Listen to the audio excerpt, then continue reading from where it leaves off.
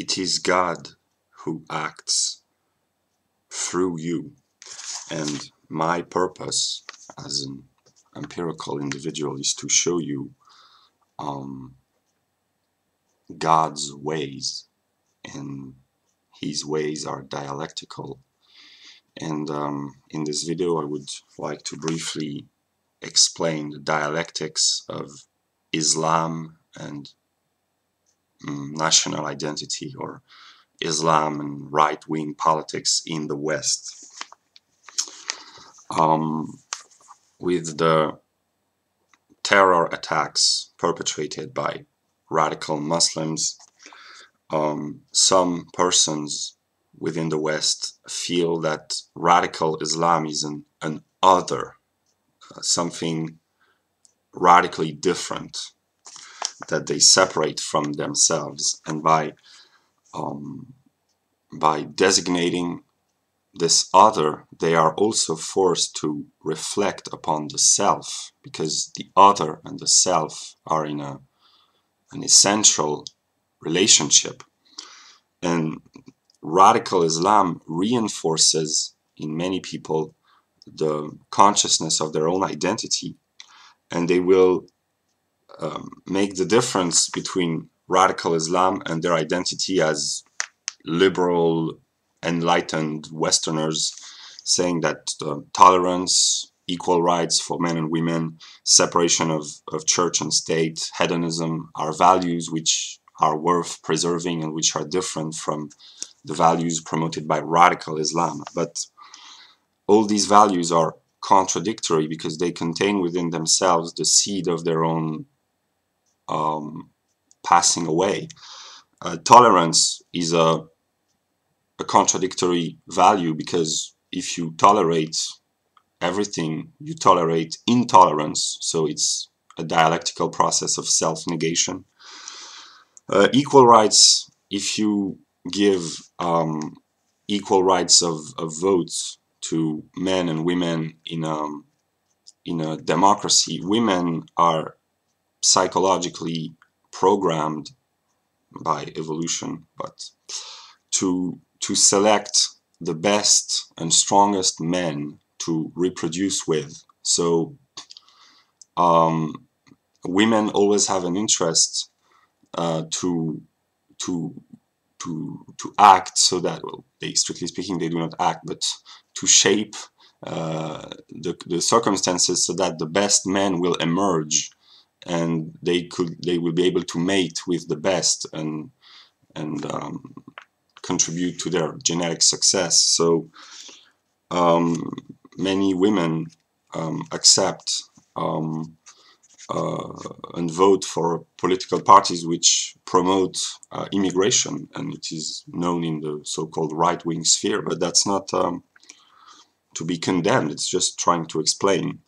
The separation of church and state, another liberal value, but there's a contradiction, because with the demographic changes, if the Muslims become the majority of the population, they will, as a fact, impose Islam as the national faith. This is what Welbeck, the French writer, wrote in his book a few years ago.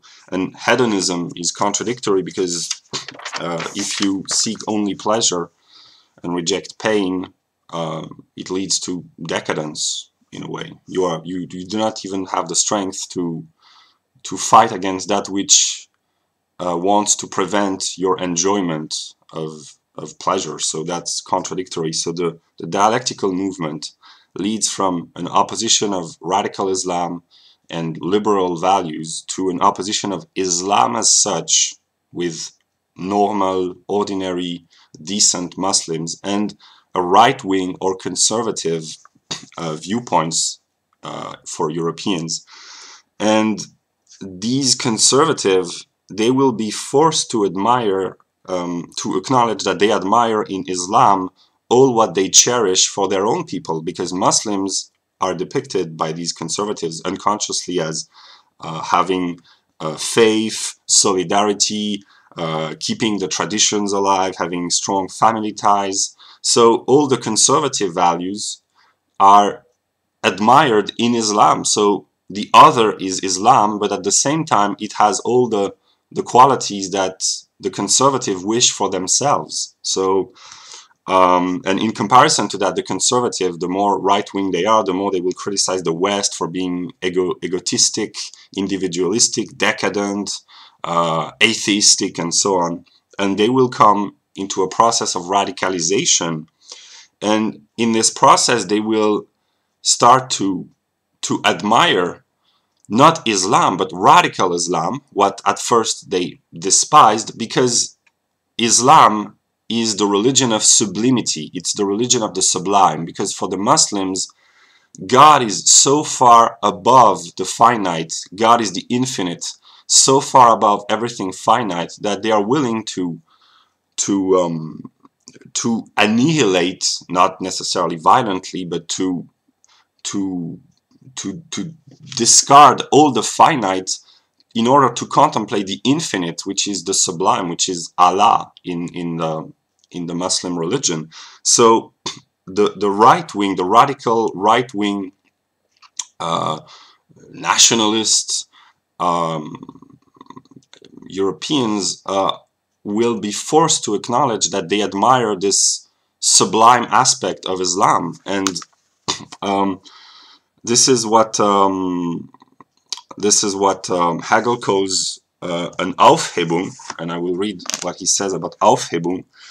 Aufheben und das Aufgehobene, das Ideelle, ideal, is one of the most important concepts of philosophy, a fundamental determination which we see everywhere, and whose meaning must be grasped and differentiated from nothing.